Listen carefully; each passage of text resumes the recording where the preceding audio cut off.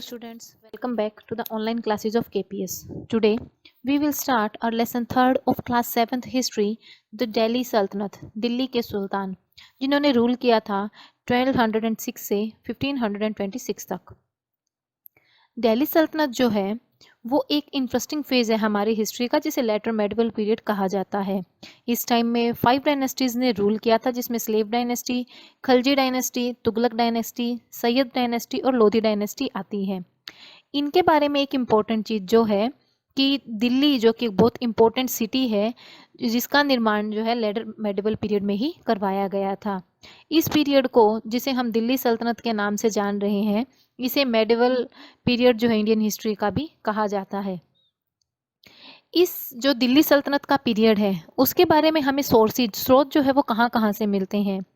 दिल्ली सल्तनत के बारे में कोई डेट सोर्स हमारे पास नहीं है, लेकिन इंस्क्रिप्शन, कॉइन्स, मोनूमेंट्स जो है वो हमें बहुत सारी इंफॉर्मेशन इस टाइम की प्रोवाइड करते हैं। तुर्को अरब जो लोग थे उनका एक ट्रेडिशन था कि वो जितना भी उनके टाइम में इवेंट हुए उन सबको राइटिंग में रखते थे वो लोग, और जो कि हमारी इंफॉर्मेशन का एक वैल्यूएबल सोर्स है। कॉम्प्रिहेंसिव और डिटेल्ड अकाउंट भी हमें कोर्ट की प्रोसीडिंग के मिले हैं, जिसे जियाउद्दीन बर्नी ने, शाम्स सिराज ने, अफीफ मिनहाज सिराज ने, इब्न बतूता और मोरक्को पोलो ने लिखा है, जिन्होंने हमारे सब कॉन्टिनेंट में जो दिल्ली सल्तनत का टाइम था उस टाइम में ट्रैवल किया। उनके ट्रैवलॉग जो है वो हमें बहुत इंपॉर्टेंट इन्फॉर्मेशन प्रोवाइड करते हैं। पर्शियन रिकॉर्ड जो है वो भी बहुत इंपॉर्टेंट है, स्पेशली जो हिस्ट्री की हमें तारीख के बारे में बताते हैं। तारीख जो कि एक सिंगुलर वर्ड है और इसका प्लूरल है त्वारीख, जो कि एक हिस्टोरिकल रिकॉर्ड में हमें मिला है, जो कि पर्शियन भाषा में लिखा जाता है। अब उस टाइम में सबसे पहले आती है स्लेव डायनेस्टी। इस डायनेस्टी के जो रूलर्स थे उन्हें स्लेव कहा जाता है, स्लेव या फिर ममलुक सुल्तान उन्हें कहा जाता है। ममलुक एक अरेबिक वर्ड है जिसका मतलब है ओन्ड, जिसको कोई का मालिक हो। अर्ली सुल्तान जो थे इस डायनेस्टी के वो स्लेव थे, लेकिन अपने इंटेलिजेंस, अपने हार्ड वर्क के थ्रू उन्होंने पावर और पोजीशन ली। बहुत सारे सुल्तान जो स्लेव डायनेस्टी के थे वो हाईली एजुकेटेड थे, वो टैक्टिक्स जो होती है, वार की जो तकनीक होती है उसमें काफ़ी एक्सपर्ट थे, और वो साथ ही साथ वॉर की स्ट्रेटजी जो होती है, आर्मीज़ को कैसे कंट्रोल किया जाए, या फिर कोर्ट की जो पॉलिटिक्स होती है, उन सब के बारे में भी अच्छी उन्हें नॉलेज थी। अब इनमें सबसे पहले आता है कुतुबुद्दीन ऐबक। हमने प्रीवियस चैप्टर में घोरी के बारे में पढ़ा था, मोहम्मद घोरी, जो कि जब पृथ्वीराज चौहान को हराकर वापस अपनी सल्तनत जा रहा था तो उसने अपने स्लेव गुलाम जो है, जिसका नाम है कुतुबुद्दीन ऐबक, उसको इंचार्ज बनाकर अपनी टेरिटरीज का और इंडिया से चला गया।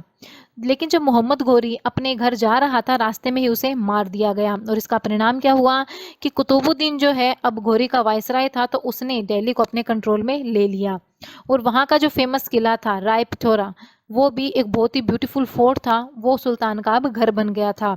कुतुबुद्दीन जो है अब वो स्लेव डायनेस्टी का फाउंडर बन गया था, या फिर मुमलुक डायनेस्टी का फाउंडर बन गया था, और एक नया किंगडम सामने आया, जिसे इंडियन हिस्ट्री के अंदर दिल्ली सल्तनत के नाम से डिस्क्राइब किया जाता है। कुतुबुद्दीन जो है काफ़ी जेनरियस और काइंड हार्टेड था, ऑनर्ड था, किससे उसे एक टाइटल मिला था, लाख बख्शा, या फिर लाख जो रुपए दान में दे वो। साथ ही साथ उसे टाइटल क्यों मिला, क्योंकि उसने बहुत ज़्यादा पैसा जो है वो चैरिटी में दिया था। नेक्स्ट आता है इसी डायनेस्टी में अगला रूलर शमशुद्दीन इल्तुतमिश। कुतुबुद्दीन जो है बाद में उसका उत्तराधिकारी बना इल्तुतमिश। इल्तुतमिश ने काफ़ी सारी प्रॉब्लम फेस की अपने टाइम में, लेकिन उनको स्ट्रांगली फेस भी किया। उसने बहुत सारी रेवोल्ट को दबाया, अपने साथ ही साथ अपने राज्य की जो बाउंड्रीज थी उसको प्रोटेक्ट किया, और साथ साथ उन्हें स्ट्रॉन्ग भी बनाया। इसने अपने राज्य का एक्सपेंडिशन करने के लिए, फैलाने के लिए ग्वालियर के राजपूत किसके खिलाफ लड़ाई लड़ी, रणथंभौर, बयाना और जालौर, सभी के राजपूतों से उसने लड़ाई लड़ी। राजपूत रूलर जो उज्जैन और रणथंभौर के थे वो उनको भी उसने हरा दिया था, और साथ ही साथ उसने ग्वालियर और बयाना को भी अपने राज्य में मिला लिया था। इन अदर वर्ड्स उसने वो सारे टास्क पूरे किए जो कि कुतुबुद्दीन ऐबक जो है वो छोड़ कर गया था, और इसीलिए दिल्ली सल्तनत का एक्चुअल फाउंडर जो है वो इल्तुतमिश को माना जाता है। इल्तुतमिश के कई बेटे थे, लेकिन वो किसी को भी एक अपना सक्सेसर बनाने के लिए कंसिडर नहीं करना चाहता था, क्योंकि उनमें से कोई भी कैपेबल नहीं था। तो इसने अपनी बेटी रजिया, जिसे दिल्ली का सुल्तान बनाया, जिसे पॉपुलरली इंडियन हिस्ट्री में रजिया सुल्तान के नाम से जाना जाता है। ये इल्तुतमिश का जो डिसीजन था वो उस टाइम के जो नोबल्स थे उन्होंने एक्सेप्ट नहीं किया, वो इससे सेटिस्फाइड नहीं थे, क्योंकि वो काफ़ी पावरफुल भी थे और वो नहीं चाहते थे कि कोई फीमेल वहाँ की रूलर बने। इल्तुतमिश की डेथ के बाद रुकनुद्दीन फिरोज शाह, जो कि इल्तुतमिश का एक बेटा था, उसे थ्रोन पे बैठाया गया, गद्दी पे बैठाया गया।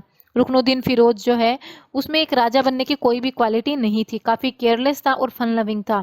उसने अपने राज्य के मैटर्स के ऊपर या एडमिनिस्ट्रेशन के ऊपर कोई भी ध्यान नहीं दिया, उन सबको नेग्लेक्ट किया। अब लोग जो है एक एबल और केयरिंग एडमिनिस्ट्रेटर की डिमांड कर रहे थे, तो इसलिए रजिया को जो है उस सल्तनत का रूलर बनाया गया। रजिया एक डायनामिक रूलर थी, काफ़ी प्रोग्रेसिव थिंकर थी। साथ ही साथ उसने अपने सारे फीमेल अटायर जो था, जो एक वीमेन कपड़े पहनती है, उन सबको छोड़कर उसने पर्दा प्रथा को, वेल का मतलब है पर्दा, उसको हटाया और एक कोट और कैप पहनना शुरू किया। एलिफेंट्स जो चलाती थी वो मेल्स की तरह हंट भी करती थी, शिकार करती थी और आर्मी को भी चला रही थी।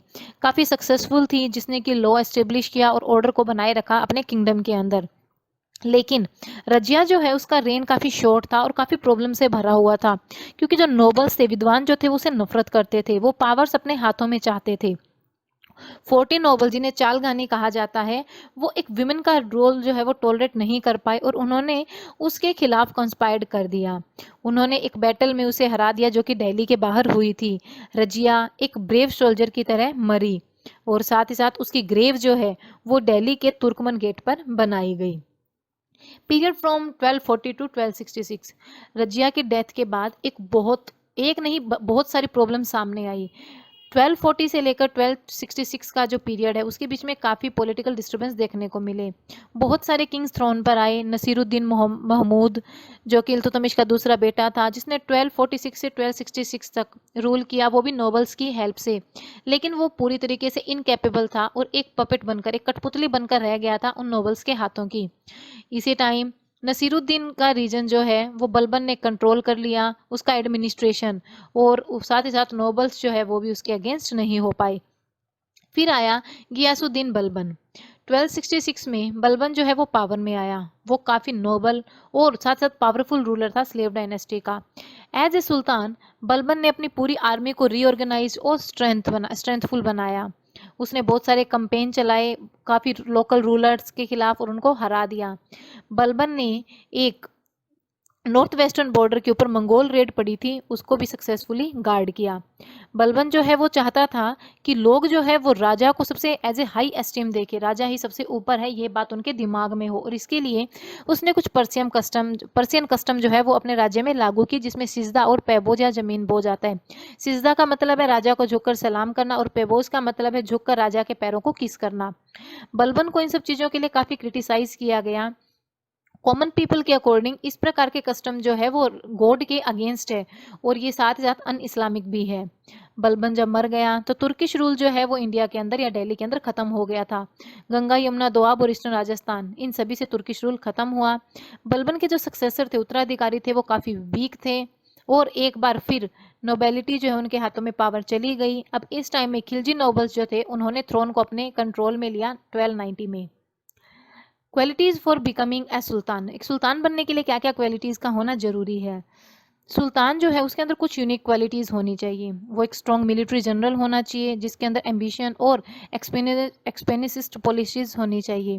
इसके लिए उसे वारफेयर की स्किल्स का होना और मिलिट्री डिज़ाइंस की नॉलेज होना बहुत ज़रूरी है। इसी के साथ साथ अपने सक्सेशन के लिए कुछ कन्वेंशंस फॉलो करना ज़रूरी है, जिससे कि हर एक इंडिविजुअल को उसका सपोर्ट मिल सके, नोबल्स का मिल सके, मिलिट्री और उलेमा, उन सभी का सपोर्ट जो है वो सुल्तान को सक्सेसफुल बनाता है। रजिया एबल थी लेकिन मारी गई, क्योंकि नोबल्स जो थे वो एक वुमेन का रूल टॉलरेट नहीं कर पा रहे थे। लेकिन बर्बल जो है वो पावर में आया, उन्हें इन सब चीज़ों को कंट्रोल में कर लिया था। और इस टाइम जब वो सक्सेशन में आया था, जब वो उत्तराधिकारी बना था, वो जो है एक मोटिव था उसका कि उसे थ्रोन को अपने कंट्रोल में लेना है, उसे गद्दी पर बैठना है।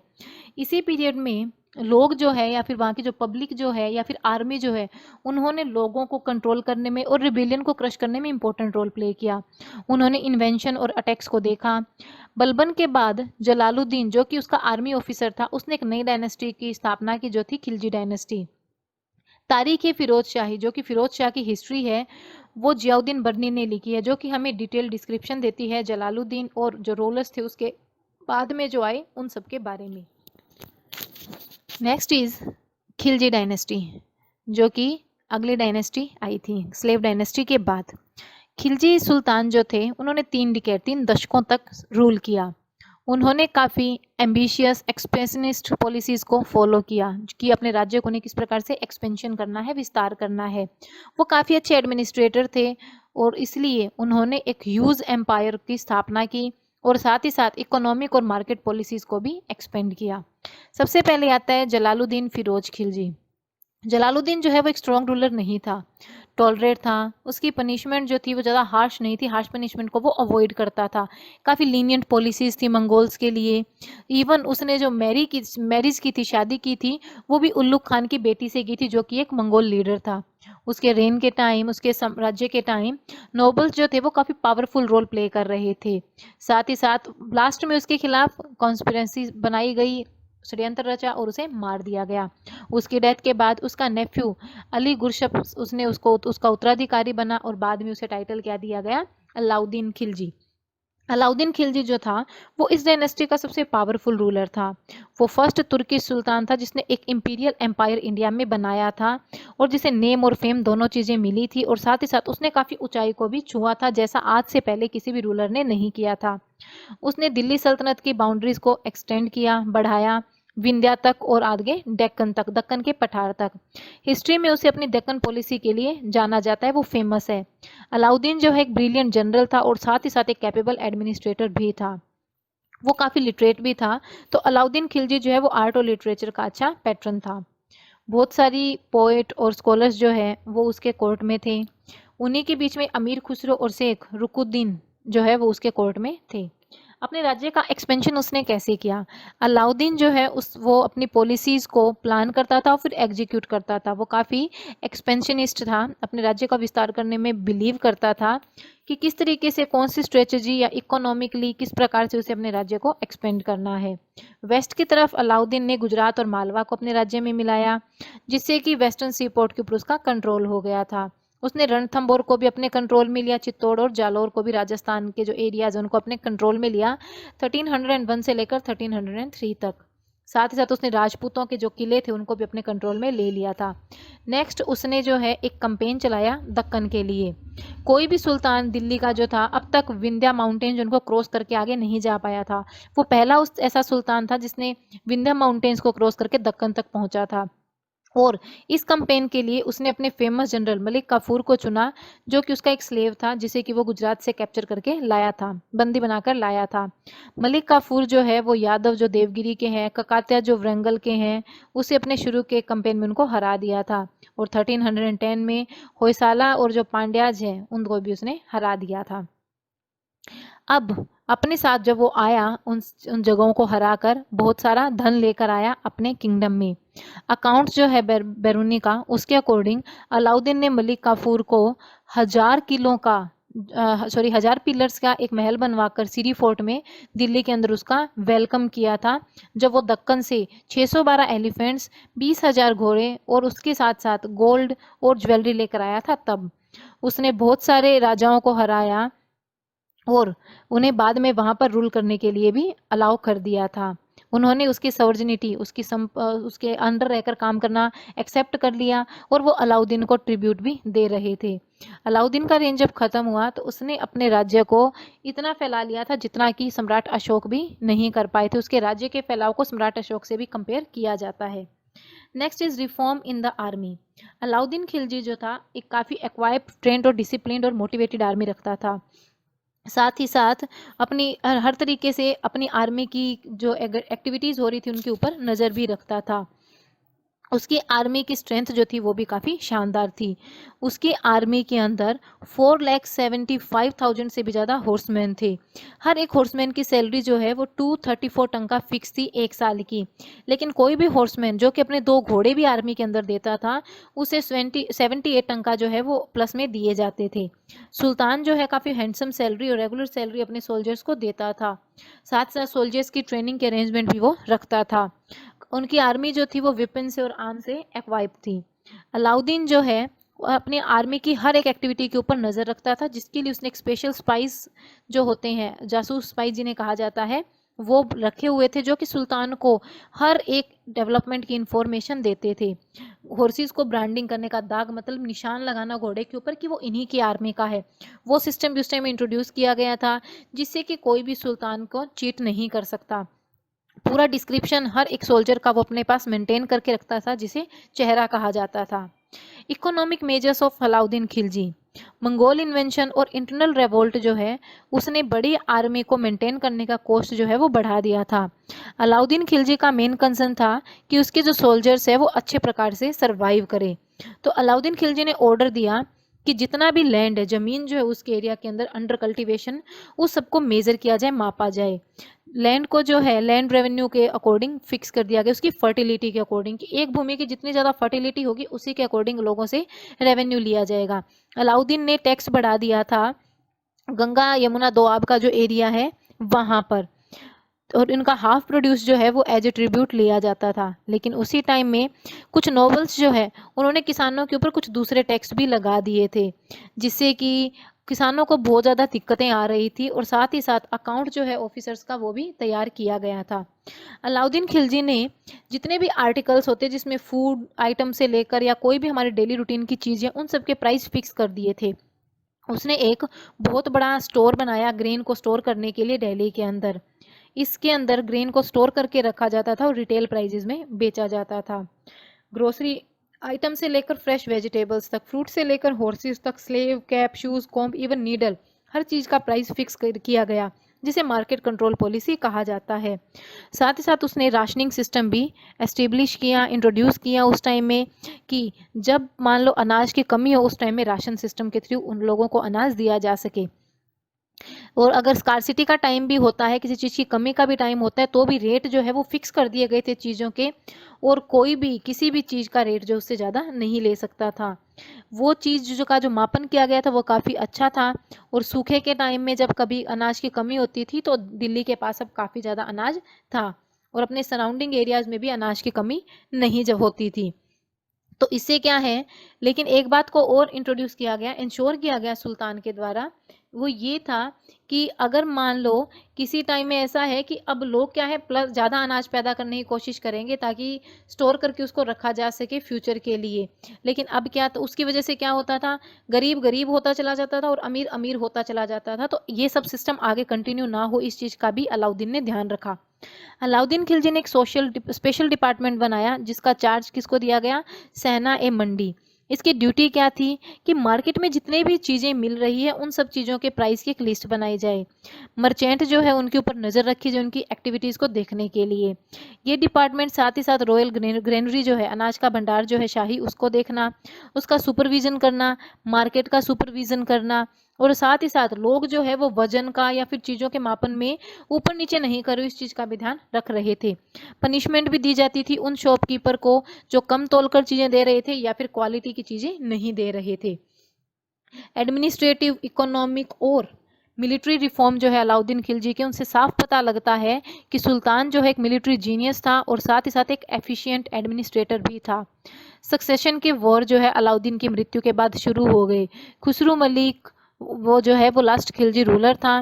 गयासुद्दीन ने उसे डिफीट किया, हराया, और बाद में वहाँ पर तुगलक डायनेस्टी को एस्टेब्लिश किया गया। फिर आती है तुगलक डायनेस्टी। तुगलक डायनेस्टी का फर्स्ट रूलर है गयासुद्दीन तुगलक। गयासुद्दीन तुगलक जो है उसने सल्तनत को काफ़ी स्ट्रॉन्ग बनाया, जितने भी रिबेलियन हो रही थी उसके सराउंडिंग एरियाज़ में उनको दबाया। जूना खान जो उसका बेटा था बाद में उसका उत्तराधिकारी बना, और उसे मोहम्मद बिन तुगलक का टाइटल दिया गया। नेक्स्ट इज़ मोहम्मद बिन तुगलक। वो जो है एक ब्रिलियंट स्कॉलर था और साथ साथ लर्निंग का पैटर्न था, काफ़ी जीनियस था, कि उस टाइम में भी उसने जो है पॉलिसीज़ को फॉर्मुलेट कर दिया था। उसे जो है एक काफ़ी नॉलेजेबल पर्सन था, काफ़ी ज्ञानी व्यक्ति था, और इसी के साथ साथ वो जो है एस्ट्रोनॉमी, पोइट्री, फिलोसफी और मैथमेटिक्स की भी अच्छी नॉलेज रखता था। काफ़ी पावरफुल रूलर था और उसे जस्टिस की काफ़ी अच्छी समझ थी। ओपन और प्रोग्रेसिव माइंड का था, लेकिन उसने अपने टाइम में कुछ मिस्टेक्स की थी जो कि उसके अगेंस्ट हो गई थी। इब्न बतूता ने उसके राज्य के बारे में डिटेल में लिखा है, जो हमें बताता है कि सुल्तान जो है वो पावर्स को उलेमा के साथ बांटता था। इनफैक्ट क्वेश्चन जो है उलेमा से वो कर सकता था। उसने कुछ ऑफिसर्स को अपॉइंट किया जो कि लोगों के बीच में ही थे, जो कि नोबल फैमिली से बिलोंग नहीं करते थे। इसका रिजल्ट क्या निकला? सुल्तान जो है उनसे गुस्सा हो गया और उलेमा जो है उसके अगेंस्ट हो गई। जैसे पहला सिस्टम था टैक्सेशन इन दी दोआब। दोआब जो एरिया है गंगा यमुना के बीच का जो एरिया है वहाँ पे कर लगाना।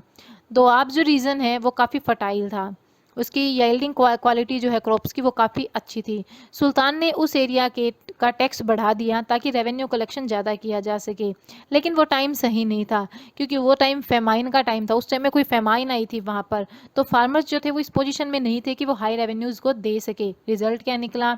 बहुत बड़ी संख्या में पीसेंट जो उन्होंने अपने लैंड को छोड़ दिया और कहीं और चले गए, वहाँ जाकर रेवोल्ट करना शुरू कर दिया।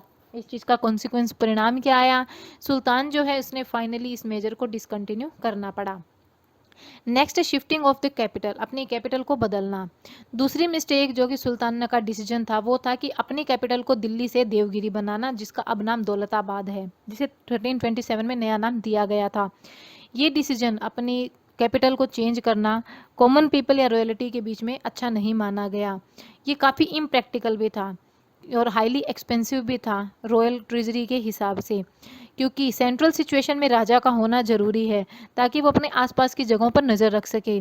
दिल्ली, गुजरात, लखनौती, सतगांव, सुनारगांव, तेलंगाना, मालाबार, देवार, समुदर या फिर कंपिला, ये सब जगह जो है वो सेंट्रल सिचुएशन में थी या फिर राजा के केंद्र में थी।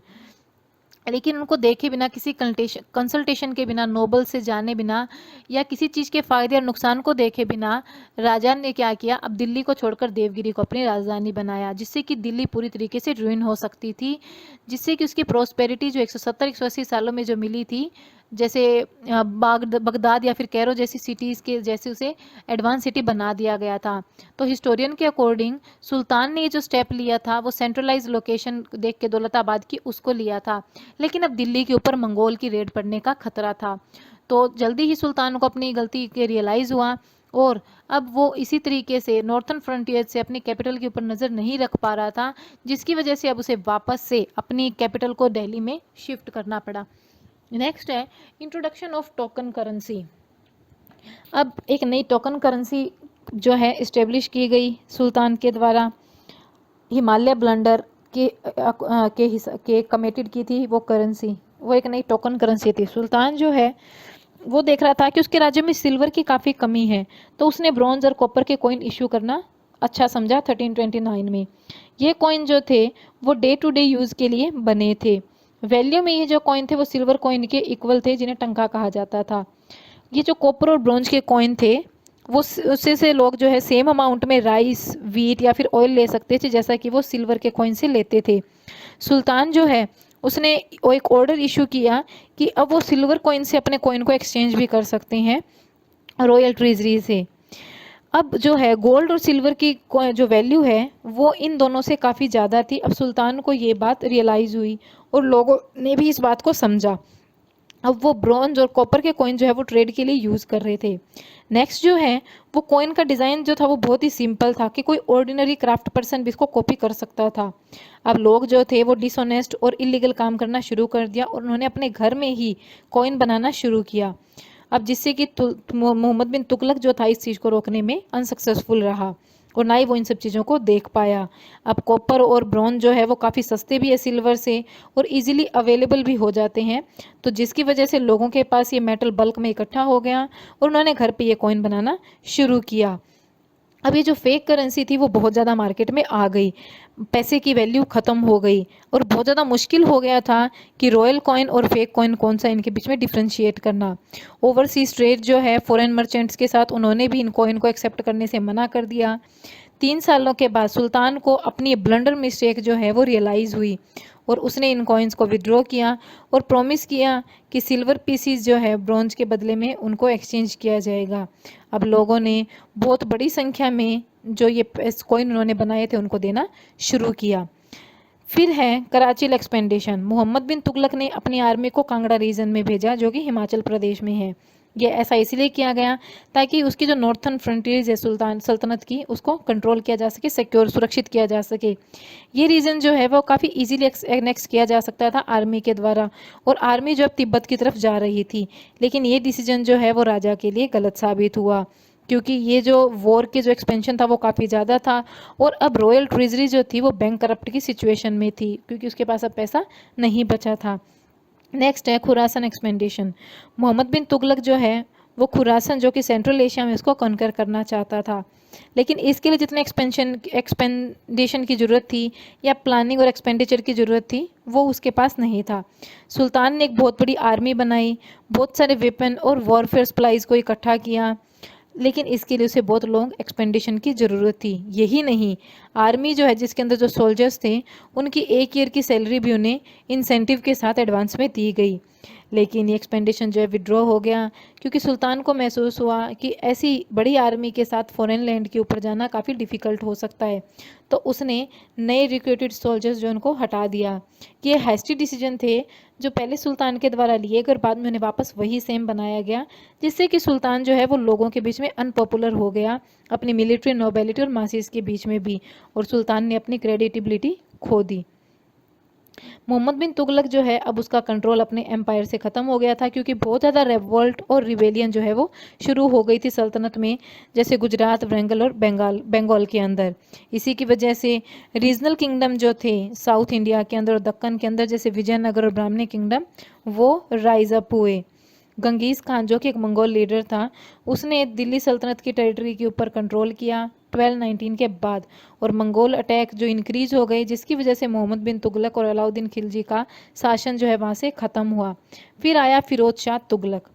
फिरोज शाह तुगलक पावर में तो आया, लेकिन दुर्भाग्य से उसका रीजन जो है वो शुरू में ही ख़त्म हो गया। रॉयल ट्रेजरी जो थी वो पूरी तरीके से ख़त्म हो चुकी थी, उलेमा और नोबिलिटी जो है वो काफ़ी हॉस्टाइल हो चुके थे, और रेवोल्ट जो है वो रेगुलर वहाँ पर होने लगी थी। अब नए सुल्तान ने काफ़ी सारे लेसन सीखे अपने कजन मोहम्मद बिन तुगलक से कि नोबल्स और उलेमास की कितनी इंपॉर्टेंस होती है। उसने नोबल्स से जो है वो उसे इक्ता बनाने के लिए रिक्वेस्ट की, और उसे उस पोस्ट को हेरिडिटरी बनाने की भी रिक्वेस्ट की, और साथ साथ उलेमा से भी कहा कि इस्लामिक रूल्स के अकॉर्डिंग जो है वो रूल किया जाए। Next is reforms. Firoz Shah Tughlaq जो है वो काफ़ी सक्सेसफुल रिफॉर्मर था। उसके राज्य के दौरान बहुत सारे कनाल, वेल, टैंक, रेस्ट हाउस और हॉस्पिटल्स बनवाए गए। उसने कुछ नए टाउन भी बनाए, जैसे फिरोजपुर, फिरोजाबाद और हिसार फिरोजा। सुल्तान जो था हिस्ट्री में गार्डनों के लिए काफ़ी फेमस है, कि उसने दिल्ली और उसके चारों ओर काफ़ी सारे गार्डन्स बनवाए थे। प्लांटी ऑफ ग्रेन्स और फ्रूट जो है वो उसके राज्य में ध्यान रखा गया, कि उसने 1200 गार्डन बनवाए थे अपने राज्य के अंदर। काफ़ी सारी एजुकेशनल इंस्टीट्यूशंस भी बनवाई थी। काफ़ी टॉलरेट रूलर था, और प्रोग्रेसिव ग्रोथ जो है सभी स्पेयर में उसका ध्यान रखता था। हिंदू रिलीजियस वर्क्स जो थे उनको संस्कृत से पर्शियन लैंग्वेज में ट्रांसलेट किया गया उसके टाइम में। साथ ही साथ वो अशोका के 2 पिलर मेरठ से और सोपेरा से दिल्ली लाया था।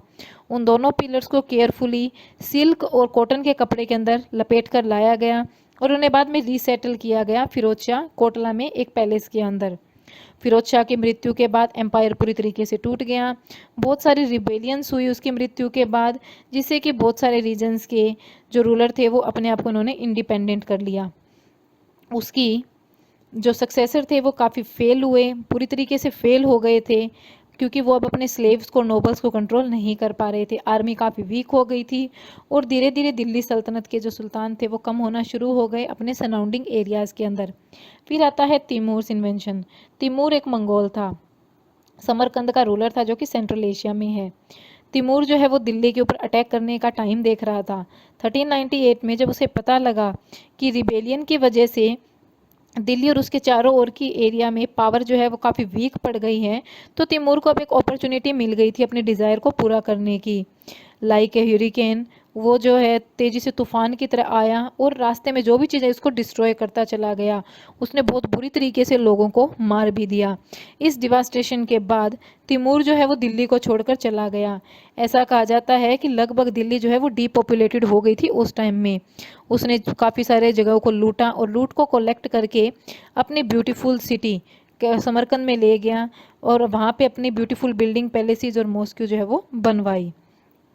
Important aspect of the rule of Tughlaq. Delhi सुल्तान की कोर्ट। कोर्ट जो थी सुल्तान की वो काफ़ी सेरेमोनियल थी। सिजदा और पैबोज जो परफॉर्म किए जाते थे, जो कि क्लियरली इंडिकेट करते हैं कि सुल्तान जो है वो राजा के बराबर है। दिल्ली सुल्तान, सुल्तान जो है वो सबसे ज़्यादा पावरफुल था। हर एक सक्सेशन में जो है उसे स्ट्रगल करना पड़ता था, या फिर उलेमा जो है या फिर सुल्तान जो है वो कॉन्स्टेंटली स्ट्रगल करते रहे एक दूसरे के साथ। मोहम्मद बिन तुगलक जो उसने उलेमा को इग्नोर किया, उसके रूल को अन इस्लामिक माना जाता है उलेमा के द्वारा। मोहम्मद बिन तुगलक जो उसने कुछ इशू भी किए थे कॉइन, जो कि क्लिफ के नाम से है। ये सिर्फ इसलिए है कि क्लिफ जो है उस टाइम में मोहम्मद बिन तुगलक के टाइम में काफ़ी लीगल सैंक्शन माना जाता था। फिरोज शाह तुगलक जो है उसे एक लीगल क्लिफ के नाम से भी जाना जाता है। सुल्तान की पावर जो थी वो चीफ जस्टिस के रूप में मानी जाती है, कि वो आर्मी का भी चीफ था और चीफ जस्टिस भी वही था। साथ ही साथ बहुत सारे मिनिस्टर्स और ऑफिसर्स को अपॉइंट करने की, उनको ड्यूटी असाइन करने का भी काम उसी का था।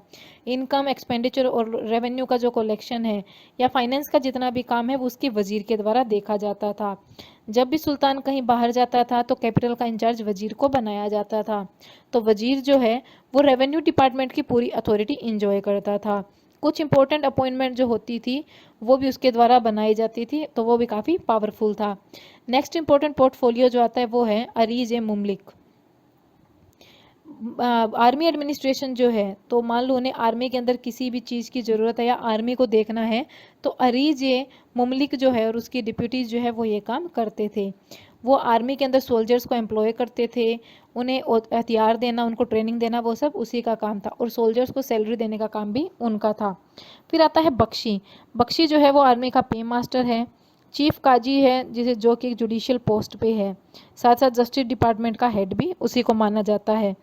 नोबल कोच जो होते थे, मान लो कोई चैरिटीज़ देनी है, रिलीजियस मैटर है, उनको देखने का काम बख्शी का था। फिर आते हैं नोबल्स।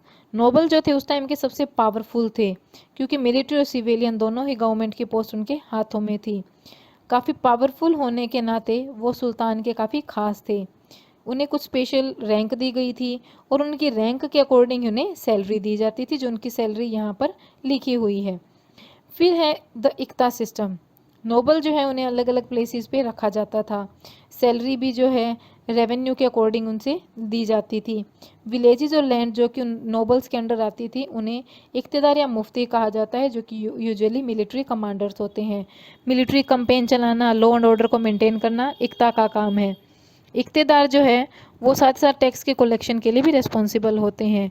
वो गांव के पीसेंट से टैक्स को कलेक्ट करते हैं और उसी मनी से जो उन्होंने एज ए टैक्स कलेक्ट की है उसे सोल्जर्स को मेंटेन करने का काम वो करते थे। अपनी इनकम का कुछ पार्ट जो है जो वो टैक्स से लेते थे उन्हें वो सुल्तान को भी देना पड़ता था। मिलिट्री ऑपरेशंस के दौरान या फिर जब ज़रूरतों का समय होता था तो वो सुल्तान को सहायता भी प्रदान करते थे। इख्तियार जो है वो स्लेव डायनेस्टी और खिलजी डायनेस्टी में काफ़ी कम थे, क्योंकि उनकी पॉलिसी जो थी वो अवार्डिंग इख्ता की जो थी वो हाई मिलिट्री कमांडर्स के तहत मानी जाती थी। इख्तियार जो थे वो तुगलक डायनेस्टी में भी काफ़ी बढ़ गए थे। इस टाइम में सुल्तान जो है वो इख्तियारों को चेक करने का काम करवाता था, कि ताकि फार्मर्स जो है ताकि उनके ऊपर ज़्यादा टैक्स ना लगे, और साथ साथ ट्रूप्स जो है उनको भी प्रॉपरली मेंटेन करके रखा जा सके। इख्तियार जो थे उनके परमानेंट फीचर्स नहीं थे, वो सुल्तान के द्वारा कभी वापस लिए जाते थे या फिर कोई भी इख्ता जो है वो उनको ग्रांटेड किया जा सकता था। कुछ दूसरे इंस्टेंसेस कि जब इख्ता जो है वो किसी सुल्तान के द्वारा टेक ओवर कर लिया जाता था या फिर मृत्यु के बाद एक नया इख्तियार वहाँ पर रखा जाता था। ये ट्रेंड जो है बाद में फॉलो नहीं किया गया। तुगलक डायनेस्टी जब पावर में आई तब इख्तियार जो थे वो बाद में उनका बेटा उनका उत्तराधिकारी होता था, तो पिता की मृत्यु के बाद उसका बेटा जो है वो इख्तियार बनता था और ये पोस्ट अब हेरिडिटरी हो गई थी। तो इसलिए सुल्तान जो है वो कमज़ोर था और जब खुद को एसेस नहीं कर पाता था तो इख्तियार जो है वो पावरफुल हो जाते थे और अपने आप को इंडिपेंडेंट रूलर जो है वो प्रूव कर देते थे। नेक्स्ट आती है सैयद डायनेस्टी। खिजर खान जो है वो इस डायनेस्टी का फर्स्ट रूलर है। उसे तिमूर की मृत्यु के बाद अपनी टेरिटरी कंट्रोल करने के तिमूर ने अपनी टेरिटरी को कंट्रोल करने के लिए उसको वहाँ पर अपॉइंट किया था। सैयद डायनेस्टी जो है उन्होंने काफ़ी शॉर्ट टाइम तक रूल किया, तो इसके अंदर जो है 4 सैयद सुल्तान आए थे। खिजर खान सैयद, खिजर खान जो है वो मुल्तान का गवर्नर था फिरोज शाह तुगलक के टाइम में, लेकिन उसने तैमूर को ज्वाइन किया जब इंडिया के ऊपर 1398 में उसने अटैक किया। तैमूर जो कि जब बहुत ज़्यादा दिल्ली को रुइन कर दिया था, उसके बाद वहाँ की पॉलिटिकल कंडीशन जो थी वो स्टेबल नहीं थी। तैमूर इंडिया को छोड़कर चला गया और खिजर खान को वहाँ का गवर्नर अपॉइंट किया गया और दिल्ली के साथ साथ मुल्तान, लाहौर और दीपालपुर का भी उसे गवर्नर बनाया गया। 1414 में खिजर खान ने जो है वो दिल्ली के ऊपर अपना अधिकार कर लिया और वहाँ पर सैयद डायनेस्टी को इस्टेब्लिश किया। Next is Mubarak Shah Syed. खिजर खान जो है बाद में उसका उत्तराधिकारी बना उसका बेटा मुबारक शाह। ये एक ऐसा आदमी था जो कि अलग अलग तरीके के विजन रखता था, क्योंकि वो दिल्ली सल्तनत के जितना भी पुराना इतिहास रहा है, स्वर्णिम इतिहास रहा है, वो उस सबको रिफाइन करने में बिलीव करता था। उसका विजन जो इन सब चीज़ों को देखने का काफ़ी अलग था। नोबल जो थे वो उसके फेवर में नहीं थे। उसके अपने इनकम का, अपने रूल का एक मेजर पार्ट जो था वो उनको कंट्रोल करने में ही लगा दिया था। कि मान लो उसने जितने भी साल रूल किया उसमें से अधिकतर टाइम तो वो अपने नोबल्स को कंट्रोल करने में ही लगा रहा। फिर आता है मोहम्मद शाह सैयद।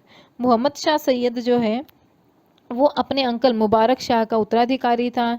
उसके रूल के टाइम में नोबल जो थे वो काफ़ी स्ट्रॉन्ग और पावरफुल थे। फिर आता है अलाउद्दीन आलम शाह सैयद। आलम शाह जो है वो सुल्तान बना था किसके बाद? मोहम्मद शाह के बाद। 1451 में बहलूल लोदी जो है उसने उसको हरा दिया। इस इंसिडेंट के बाद सैयद सुल्तान जो है उनके डायनेस्टी पूरी तरीके से ख़त्म हो गई थी। फिर आती है लोधी डायनेस्टी। लोधी डायनेस्टी जो है वो तुर्किश रूल का ख़त्म होने की आखिरी डायनेस्टी थी और ये क्या है, यहाँ से अफ़गानों की बिगनिंग होती है। बहलूल लोधी, बहलूल लोधी पहला अफ़गान लोधी रूलर था। साथ साथ उसने सल्तनत को डिवाइड करने की सोची। उसने कुछ स्टेप्स लिए कि जितनी भी रिबेलियन हो रही है गवर्नर्स के अकॉर्डिंग उनको हटा दिया गया और लॉयल अफ़गान नोबल जो उनकी जगह पर रिप्लेस किया। उसी टाइम में उसकी मृत्यु के बाद दिल्ली सल्तनत जो है वो पंजाब से बिहार तक स्ट्रेच हो गई थी। नेक्स्ट आता है सिकंदर लोधी। सिकंदर लोधी बहलूल लोधी का बेटा था। सबसे पावरफुल रूलर था लोधी डायनेस्टी का। सिकंदर लोधी जो है उसने जौनपुर और बिहार को अपने कंट्रोल में लिया और उसी के साथ साथ वहाँ पे एक दोस्ती की संधि भी की बंगाल के रूलर्स के साथ। वो एक रिफॉर्मर था और साथ उसने बहुत सारे पब्लिक वेलफेयर मेजर्स भी प्रोवाइड कराए, जिससे कि किसानों को लोन देना, पर चीज़ों के प्राइस कम कर देना। आगरा जो सिटी है उसकी स्थापना भी उसी ने करवाई थी और बाद में आगरा को उसने अपनी कैपिटल बनाया था। फिर आता है इब्राहिम लोधी। इब्राहिम लोधी जो है उसने सिकंदर लोधी को सक्सीड किया था, उसका उत्तराधिकारी था। उसने काफ़ी सारा स्ट्रगल किया अफ़गान नोबल्स के अगेंस्ट और उनके खिलाफ रिबेल भी किया, लेकिन इवेंचुअली उसने उनको हरा दिया। और इस प्रकार की रेवोल्ट फ्यूचर में ना हो इसके लिए उसने कुछ सीनियर नोबल्स और गवर्नर को रिप्लेस कर दिया। ये सीनियर नोबल और गवर्नर जो थे वो काफ़ी पावरफुल थे। यंगर नोबल जो है वो उनके का स्थान ले लेते थे।